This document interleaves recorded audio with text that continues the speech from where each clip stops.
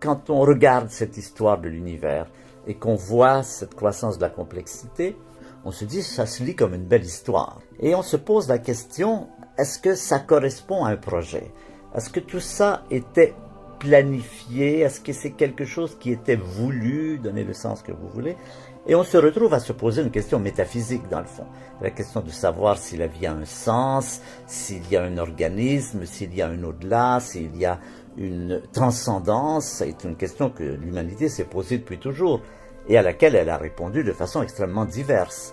Il n'y a qu'à voir les centaines de formes religieuses, d'histoires, de Bibles, d'histoires saintes qu'on raconte un peu partout dans le monde. Chaque civilisation, pratiquement des plus petites aux plus grandes, a ce qu'on peut appeler son histoire sainte qui lui permet de donner un sens à sa vie. Mais il s'établit au travers de cela une relation avec quoi?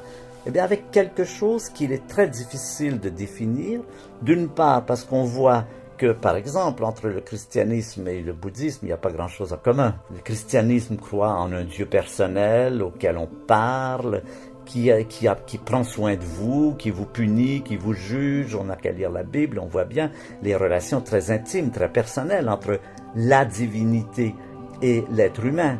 Ce qu'on ne retrouve pas chez les bouddhistes, qu'on ne retrouve pas chez les zen, où Dieu est plutôt un principe, quelque chose qui est ineffable, quelque chose qui ne peut pas en tout cas être mis en concept. Les bouddhistes sont tout à fait opposés à l'idée qu'on mette des concepts sur ces réalités qui se perçoivent d'une façon très différente. Alors qu'est-ce que ça veut dire qu'il y ait ces différences? D'une part, c'est qu'aucune religion n'a le monopole de la vérité.